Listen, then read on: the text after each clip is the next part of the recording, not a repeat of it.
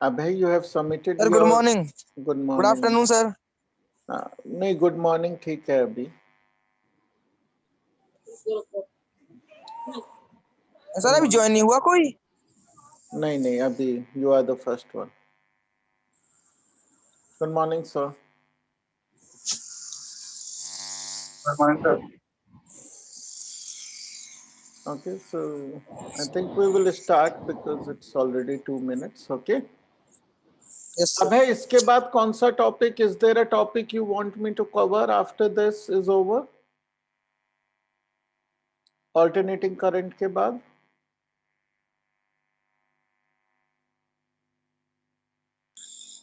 Sir ray of ray optics करना है। Ray optics में बहुत कुछ है नहीं ना इस बार। सर इम्पोर्टेंट टॉपिक कर। रे ऑप्टिक्स के ठीक है। Okay, after this we will move on to ray optics. Yes sir. Or we could do another thing actually. We can do the electromagnetic waves and then ray optics. फिर वो sequence में चलता रहेगा। तो हम EM कर लेंगे और फिर रे ऑप्टिक्स कर लेंगे। वेव ऑप्टिक्स तो कर लिया है हमने रिवाइज। ठीक है, उसके बाद मॉडर्न फिजिक्स के टॉपिक्स कर लेंगे एक बार, तो पूरा कोर्स एक रिवीजन हो जाएगा हमारा। ठीक है, so let's get started.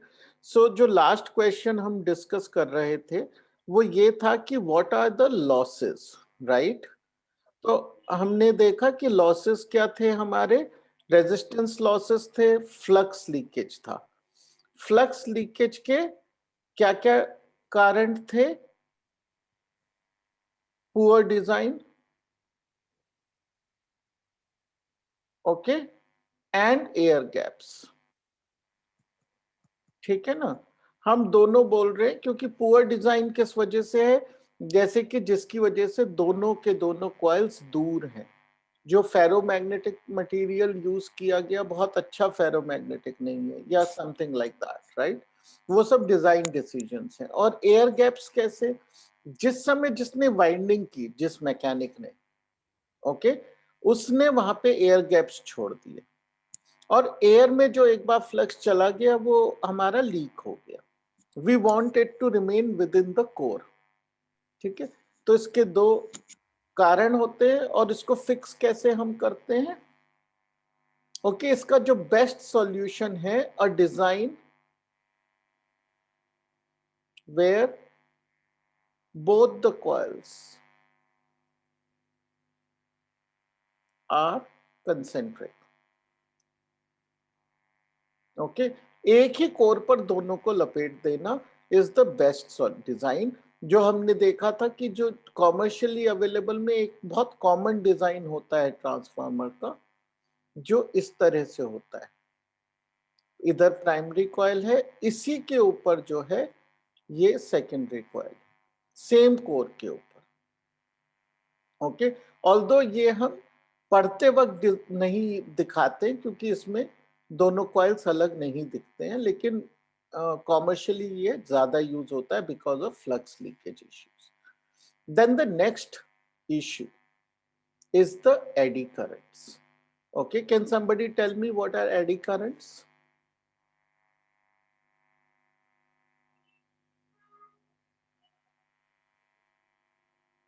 Somebody knows what are eddy currents? देखिए, कोई मास ऑफ मेटल है, राइट? जब it will undergo a flux change, this piece of metal will try to resist the change, right? क्यों? हमने पढ़ा है, Lenz's law पढ़ा है हमने। जो लेंजेस लॉ है, लेंस, ओके, जो लेंजेस लॉ है वो क्या कहता है कि जो करंट जनरेट होगा वो अपोज करेगा होने वाले चेंज को। तो एक करंट जनरेट हो जाता है जो यूजुअली सर्कुलर या फिर क्लोज्ड लूप करंट होता है, ऐसे। ठीक है, तो अब अगर करंट है और वो फ्लो कर रहा है तो लॉसेस होंगे। क्यों? Why? Because any matter will have some resistance.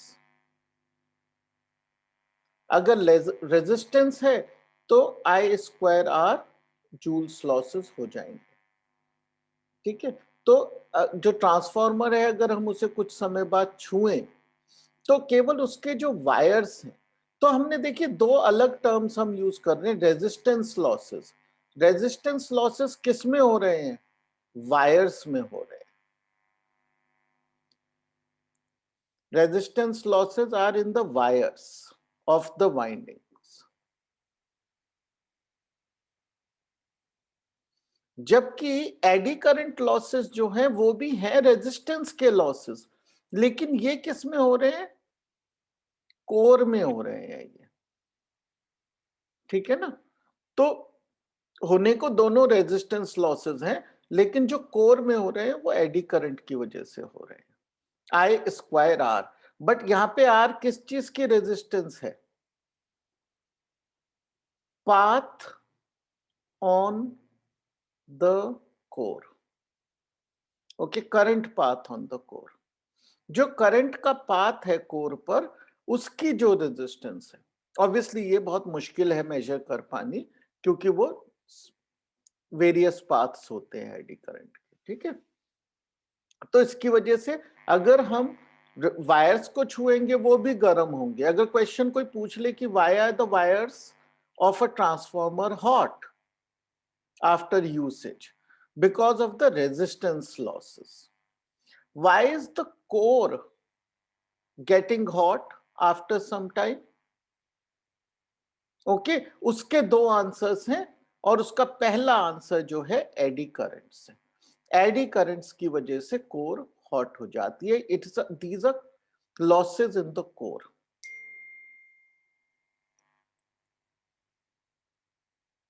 Core losses है, कोर में हो रहे हैं। अब इसको कम कैसे कर सकते हैं, इस लॉस को? How can we reduce this loss? Anybody can tell me?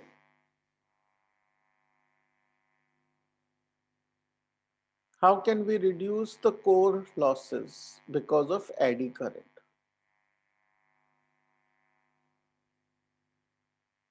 Sir अगर हम बहुत ज्यादा थिक कोर लेने की जगह बहुत सारी थिन प्लेट्स लगा दें एक के ऊपर एक। Yes. ओके, तो अब हम ये साइड व्यू देख रहे हैं अपने कोर का। Okay,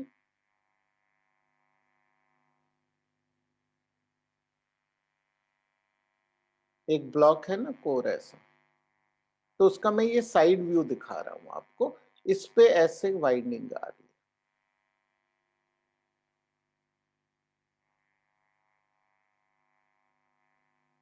okay. तो अब क्या किया हमने कि कोर को एक ब्लॉक ऑफ सॉलिड लेने की बजाय हमने लैमिनेट्स यूज किए।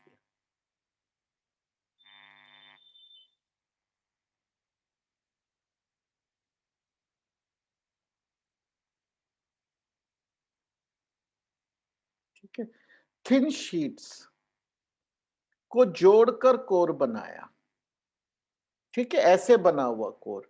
तो इसकी वजह से अब क्या होगा कि अगर हम इसको साइड से देख रहे हैं तो ये ऐसे, obviously they are very thin cores, but for drawing I am slightly drawing them thicker, okay, like this. तो ये ऐसी शीट्स हैं कोर में, और ऐसे वाइंडिंग जा रही है इन पे, राइट। तो अब जो एडी करंट ऐसे फ्लो होता, वो इसकी जगह कैसे फ्लो होगा? क्योंकि ये इंसुलेटेड होते हैं, ये वार्निश्ड होते हैं, तो करंट यहां से यहां नहीं जा सकता, तो current will be force to flow within this,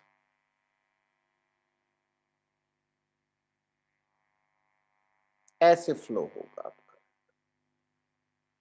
अब ये कोई भी देख सकता है कि ये बड़े सर्कल का रेडियस जो सरकमफेरेंस है, वो इन सब स्मॉल सर्कल के सरकमफेरेंस के सम से बहुत कम है। तो हमने क्या कर दिया, पाथ, करंट पाथ बढ़ा दिया, पाथ ऑफ करंट बढ़ा दिया। ये करने से पाथ ऑफ करंट बढ़ा देंगे तो क्या बढ़ जाएगा? रेजिस्टेंस बढ़ जाएगा, और जो आई स्क्वायर आर लॉसेस हैं वो क्या होंगे?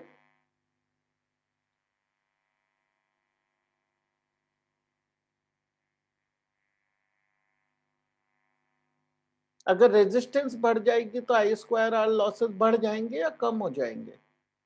फॉर्मूला देखने से तो लगता है बढ़ जाएंगे। सर बढ़ जाएंगे। हम तो कम करना चाह रहे हैं लॉसेस को, तो ऐसा करने से कम क्यों हो रहे हैं लॉसेस?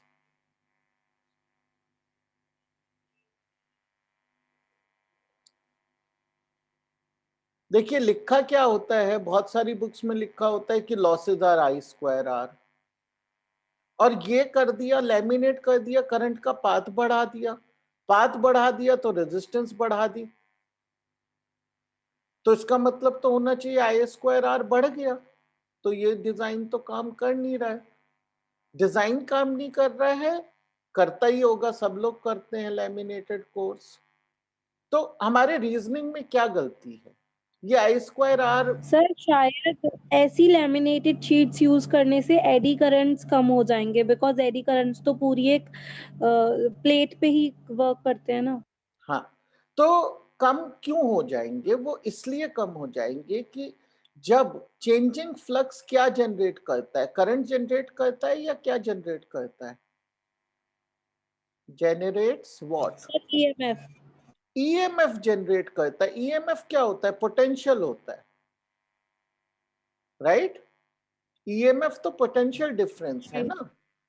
तो एक्चुअली जो कांस्टेंट है वो आई नहीं है, क्या है? वोल्टेज है कांस्टेंट। और अगर वोल्टेज कांस्टेंट है तो एक्चुअली लॉसेस का जो फॉर्मूला है वो यहाँ पे हमें कौन सा यूज करना बेटर होगा? V square by R, okay, और the V can simply say the induced EMF by R. तो एप्सिलॉन लिख देता हूं यहाँ पे, epsilon square by R.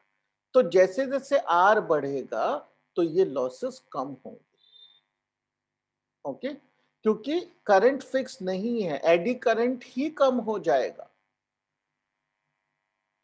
Okay, the EMF will still remain the same, okay, and hence the losses will reduce. तो अगर आपको कभी, वैसे एडी करंट पे न्यूमेरिकल नहीं होता है, लेकिन अगर आता है तो remember that we increasing R will reduce eddy current. तो अगर हमने रेजिस्टेंस पाथ जो है 10 गुना बढ़ा दिया तो लॉसेस जो है 10 गुना कम हो जाएंगे, ठीक है। और एडी करंट के लॉसेस की वजह से भी कोर हीट अप होता है। And now we come to the final losses which are hysteresis losses. What are hysteresis losses?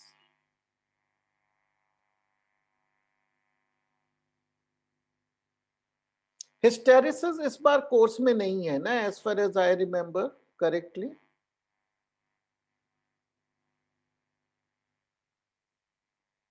Can somebody confirm that for me?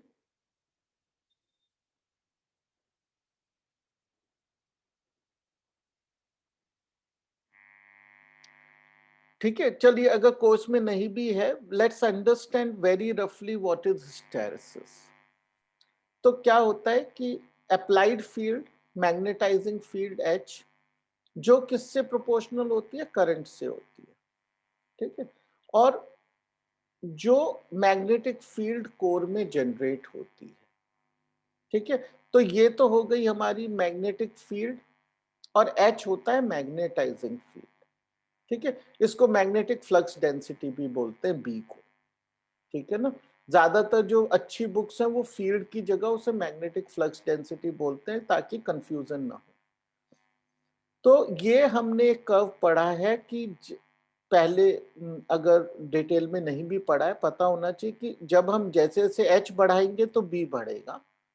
Alternating current है, पहले बढ़ता है, फिर जब कम होता है, राइट, तो B उतना कम नहीं होता जितना H कम, और we keep reducing H, and at some time B becomes 0, then it grows in the negative direction, and then it comes back, and ये जो आउटर पाथ अब हमारा बन गया, बीच वाले को भूल जाइए, ये केवल फर्स्ट टाइम होता है। ये इस तरह फील्ड जनरेट होती है, वो एकदम करंट से सिंक में नहीं होती। ठीक है, और वी शुड नो कि the area inside this curve are hysteresis losses. Okay, these are hysteresis losses, area inside this curve.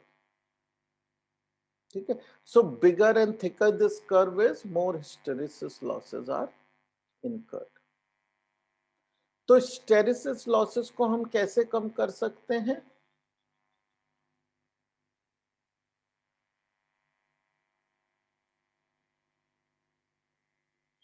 How will we reduce the hysteresis losses? ये हेडिंग मत पढ़िए यहाँ पे। hysteresis losses को कैसे कम करेंगे? Any idea?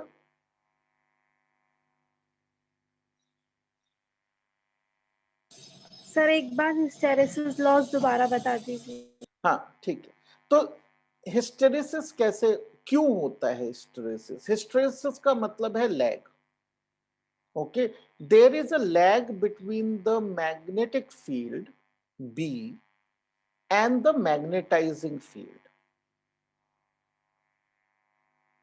मैग्नेटाइजिंग फील्ड हमने लगाई जो करंट की वजह से होती है, तो क्या होता है कि बी बढ़ेगा, लेकिन एक ऐसे स्ट्रेट लाइन में बढ़ना हम एक्सपेक्ट करेंगे, अगर सिंपल एक्सपेक्टेशन होती, वो स्ट्रेट लाइन नहीं बढ़ता है, वो ऐसे बढ़ता है और फिर सैचुरेट हो जाता है। उसके बाद क्या हम करते हैं, हम एच को कम करने लगते हैं। क्यों? क्योंकि करंट जो है करंट ऐसे जा रहा है, ये ध्यान रखिए कि करंट कैसे जा रहा है, करंट ऐसे जा रहा है विद टाइम। तो पहले करंट बढ़ा, जब करंट बढ़ा तो बी बढ़ा, फिर बी एक पीक पे पहुंच गया यहां पे। अब मैंने क्या करना शुरू किया, मैंने कम करना शुरू किया करंट को, क्योंकि इट्स अल्टरनेटिंग करंट। अब जब कम हो रहा है तो एच तो तेजी से कम हो रहा है, यहां था एच कम हो रहा है, लेकिन बी धीरे धीरे कम होता है। क्यों? क्योंकि एक बार जब मैग्नेटाइज हो जाता है मटेरियल, तो वो इजिली डीमैग्नेटाइज नहीं होता है। ठीक है, तो even when the current is come to zero and hence the magnetizing field has come to zero, there is still some magnetism left in the core. Okay, magnetism left का मतलब उसके अंदर फील्ड बचा रहता है। तो ये कुछ फील्ड बचा रहता है, द रिटेंटिव फील्ड जिसको बोलते हैं, जो रिटेन हो जाती है। इसीलिए अगर अगर मान लीजिए हम किसी इलेक्ट्रोमैग्नेट को बनाए, एक नेल को इलेक्ट्रोमैग्नेटिक मैग्नेट बनाए, उसके बाद जब करंट ऑफ कर देंगे उसमें थोड़ा सा मैग्नेटिज्म बचा रहता है। ठीक है, ये हम घर में एक्सपेरिमेंट करके भी देख सकते हैं। तो अब जो है यहाँ पे थोड़ा मैग्नेटिक फील्ड बची हुई है, लेकिन अब करंट जो है नेगेटिव जाना शुरू हो गया, यानी एच दूसरी डायरेक्शन में जाना शुरू हो गया। तो पहले क्या होगा कि जो एग्जिस्टिंग मैग्नेटिज्म है वो डिस्चार्ज होगा, तो ये बी जो है ये ऐसे कम हो रहा है। एक समय आएगा जब बी जीरो हो जाएगा, that is the amount of current or the magnetizing field needed to bring the magnetism back to zero. Okay, इसको कोएसिविटी ऑफ द मटेरियल बोलेंगे, कि कितनी फोर्स लगानी पड़ी। फोर्स यहाँ क्या है, मैग्नेटाइजिंग फील्ड लगानी पड़ी उसको डीमैग्नेटाइज करने के लिए। उसके बाद मैग्नेटिज्म जो कोर के अंदर है वो बढ़ने लगेगा, but in the opposite direction. ये एक्चुअली बढ़ रहा है, हमें घटता दिख रहा है, बट ये बढ़ रहा है in the opposite direction. It will peak out when the H peaks out, and then as we reduce H the B also reduces, और ये ऐसे ऐसे चलेगा। ठीक है, तो ये एक ऐसी शेप बन जाती है एस एन इन्वर्टेड एस जैसी। ओके, और इसके अंदर जो एरिया है दिस सिग्निफाइज द लॉसेस। ठीक है, ये हिस्टेरेसिस का कॉन्सेप्ट है जो इस बार शायद डिटेल में हमें नहीं सीखना है, मैं एक बार कंफर्म कर लूंगा कोर्स से। फिर वैसे I think it is not there in the magnetising materials, क्योंकि पूरा मटेरियल्स का कॉन्सेप्ट इस बार निकाल दिया गया, इंक्लूडिंग द पैरामैग्नेटिक, फेरोमैग्नेटिक, वो सब नहीं है कोर्स में। लेकिन ये लॉसेस तो पता होने चाहिए, इतने डिटेल में नहीं समझाना है एग्जाम में। तो हिस्टेरेसिस लॉसेस होते हैं। अब हिस्टेरेसिस लॉसेस को कम कैसे कर सकते हैं? somebody can think of a way?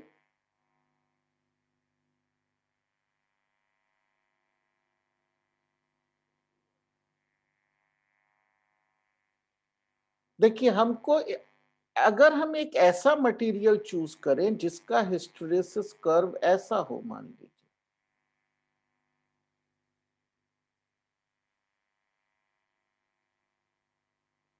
तो एरिया कम होगा उसमें, यानी कि हिस्टेरेसिस लॉसेस कम होंगे उसमें, राइट?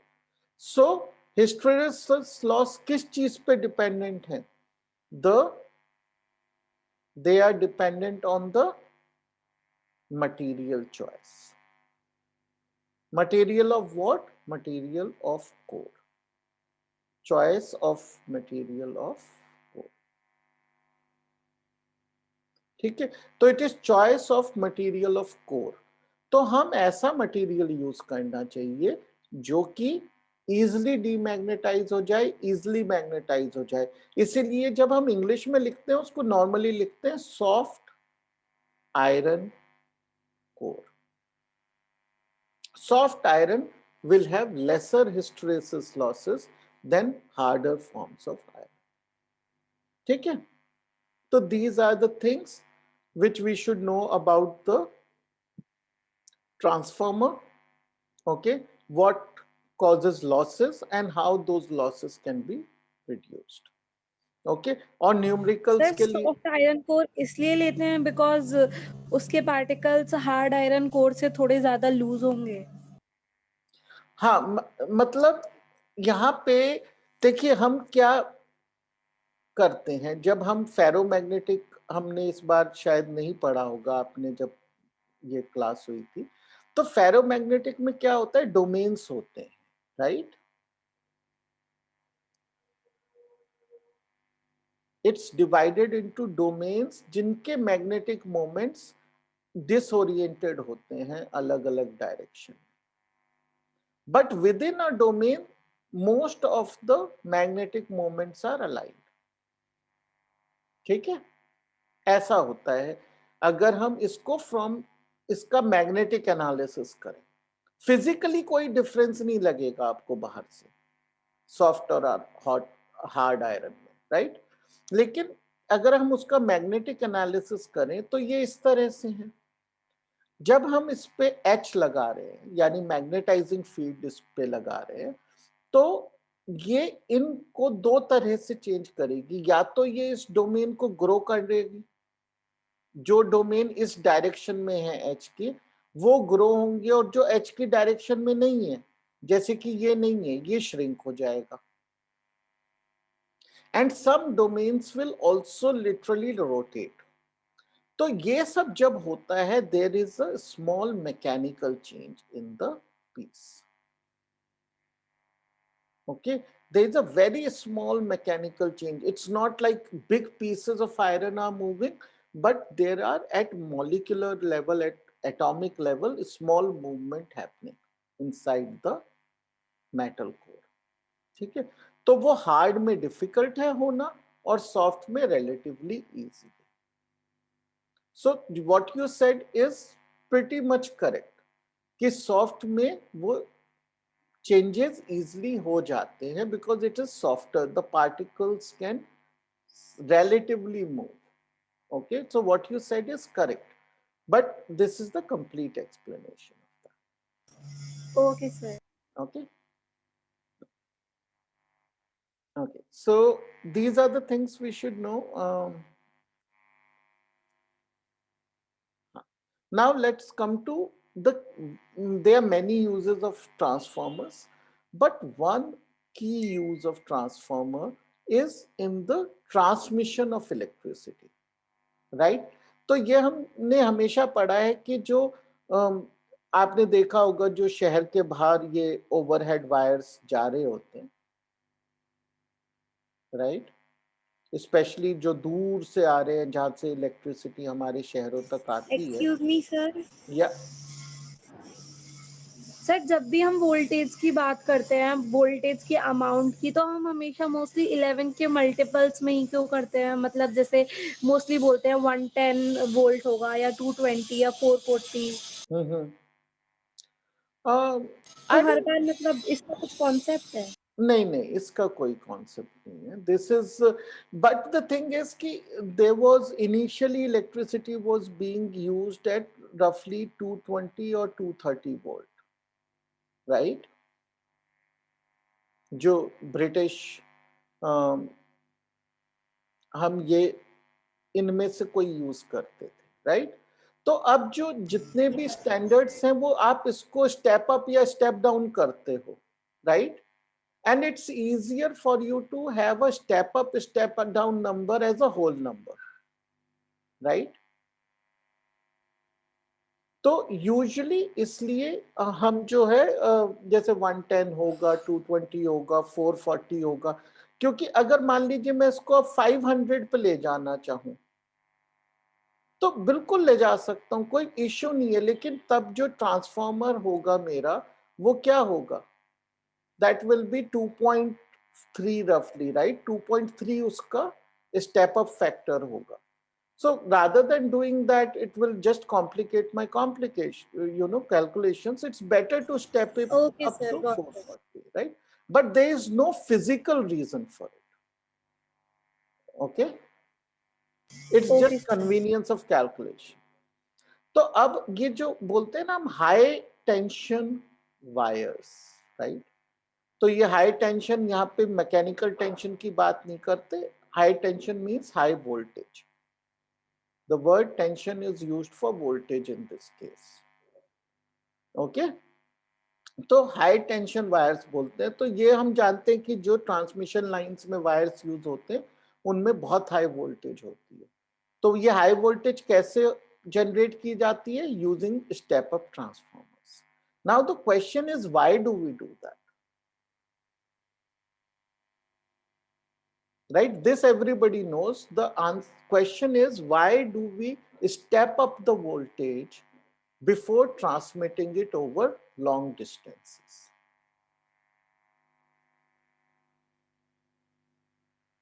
बिकॉज सर जो लॉन्ग डिस्टेंस से हम वोल्टेज को ट्रांसफर करते हैं तो वो वायर्स की हेल्प से ही आता है, रेजिस्टेंस की वजह से काफी सारा लॉस हो जाता है, हाँ, इसीलिए हम थोड़ा स्टेप अप करके ही रखते yes, the reason is कि जब हम यहाँ पे वोल्टेज लगा रहे हैं कोई, राइट? तो the voltage is the constant, right? If the voltage is the constant, the losses should be seen as V square by R, right?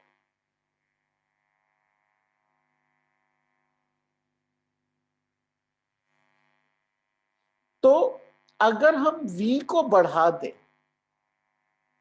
Right, तो losses will हैं। Reduce.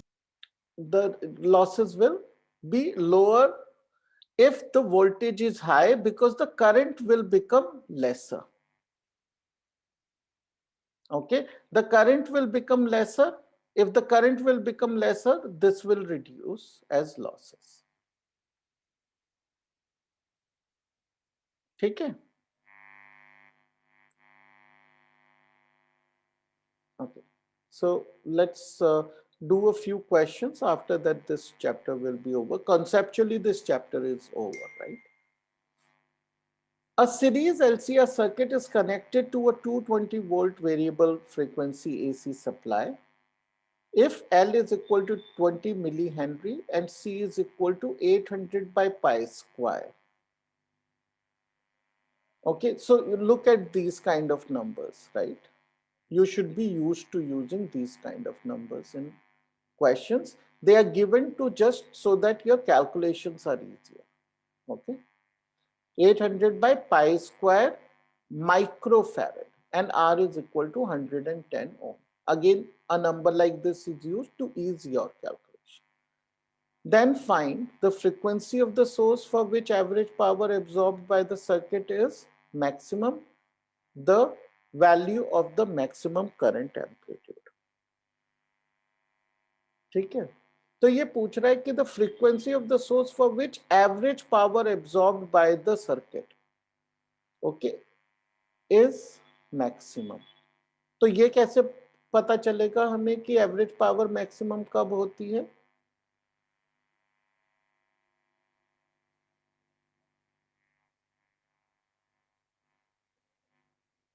Anybody can answer that?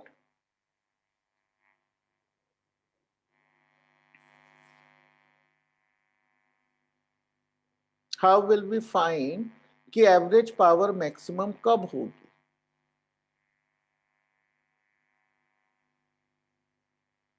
Or do we have to find it, or we can know it through our knowledge directly?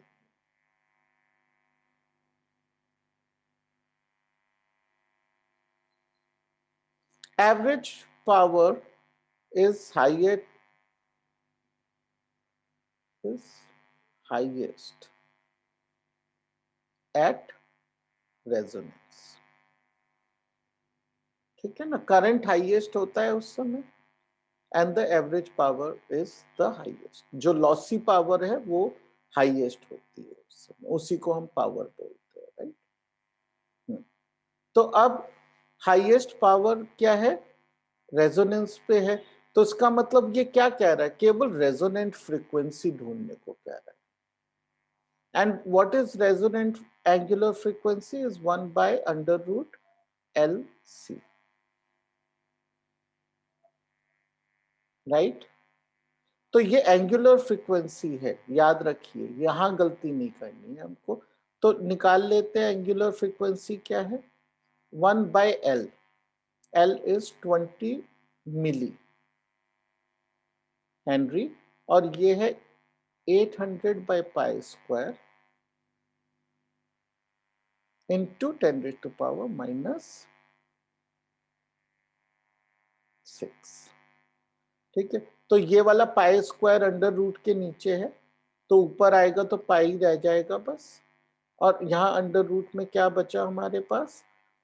देखिए 4 into 10 to the power ये तो minus। चल, हाँ, तो ये बच गया 16 into 10⁻⁻⁶, राइट। सो ये हो गया π/4/10⁻⁻3 रेडियन पर सेकेंड। तो ये हमारी क्या आई? लेकिन ये क्या आई? हमारी एंगुलर फ्रीक्वेंसी आई। क्वेश्चन में पूछा गया है फ्रीक्वेंसी, तो we will have to convert this into frequency. f0 is equal to ω0/2 π/.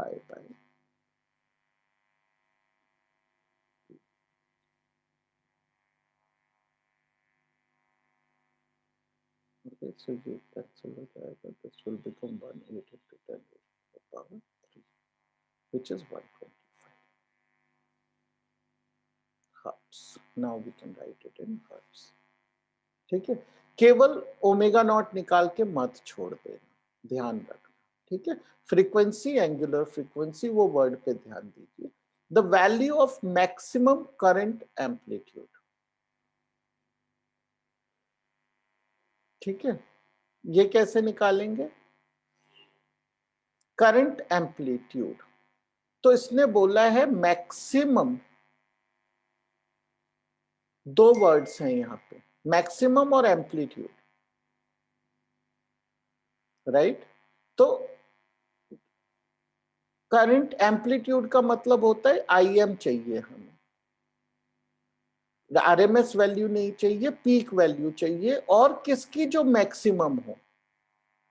तो we have to find this, we have to find I peak की maximum value, and we know maximum value क्या होती है? जो resonance पे होती है। और रेजोनेंस पे क्या होती है? जो पीक वैल्यू है वोल्टेज की, उसके upon resistance. Let me first right the symbols. Resistance, right. अब Vn की क्या वैल्यू है? 220 वोल्ट बोल दिया यहां तो इसने, लेकिन ये 220 क्या है? ये RMS है वैल्यू, तो इसको पहले हमें पीक बनाना है। तो √2 से मल्टीप्लाई करेंगे और नीचे जो है रेजिस्टेंस है 110. So the answer is 2√2 ampere. You can convert it numerically also. Okay, so 2 into 1.14. Sorry, 2.2828. Okay, I think even this is an acceptable answer, but because it is physics and not maths, it's a better thing to give the answer in decimal form. ठीक है? Mathematics में we are very happy with this answer. But I think the board will grant you marks either ways. Okay? Let's move on to another question.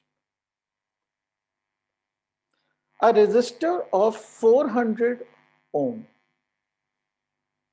an inductor of 5 by pi Henry and a capacitor of 50 by pi microfarad. Again, pi is given just for helping with calculations. Are connected in series across a source of alternating voltage of 140 sin 100 pi t volt. Okay, तो function दे दिया है. Find the voltage, RMS voltage across the resistor, the inductor and the capacitor. Okay, देख लीजिए circuit देख सकते हैं हम इसका 400 ohm. And then we have an inductor which is 5 by pi, and then we have a capacitor which is 50 by pi into 10 to the power minus 6, right? And we have an alternating source which is 140 sin 100 pi. अब पूछा गया है find the voltage across the resistor, the inductor and the capacitor. तो कैसे पता चलेगा हमें? कैसे निकालेंगे ये voltages? Somebody can tell me the approach? I am not looking for an answer, just the approach. बेटा वीडियोस ऑफ है सभी के, अनिष्का, महावीश, अभय, वीडियो ऑन कर लीजिए.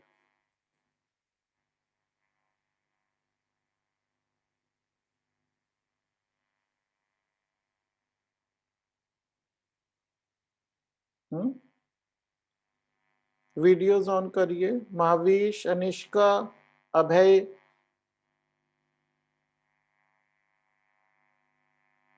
अभय शुक्ला. सर पता नहीं वीडियो ऑन नहीं हो रही. ओके, कोशिश करके देखो बेटा. ठीक है, कैसे करेंगे? somebody can tell me the approach. I am only looking for the approach.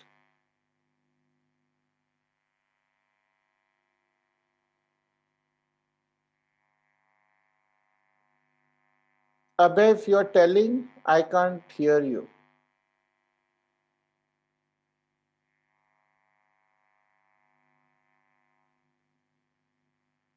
बेटा सीरीज में कभी भी कोई कंपोनेंट्स लगे हैं, उनके अक्रॉस वोल्टेज कैसे निकालते हैं? ये कॉन्सेप्ट ऐसे पता होना चाहिए ना. सीरीज में लगी हुई है चीजें, वोल्टेज निकालनी है हर एक के अक्रॉस, तो कैसे निकाली जाएगी? सब में क्या चीज सेम है? करंट सेम है सब में. तो सबसे पहले हमें करंट निकालना पड़ेगा. सर लास्ट क्वेश्चन का आंसर क्या था? इससे पहले वाले का? हाँ. तो फ्रीक्वेंसी का आंसर तो था 125 हर्ट्ज. हाँ सर, ठीक है, ओके. ठीक है, और करंट का था 2 एम्पीयर. 2.8.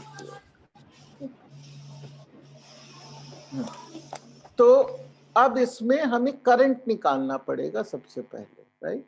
तो करंट कैसे निकालेंगे? Current I max I peak current निकाल रहे हैं, is Vm by the impedance.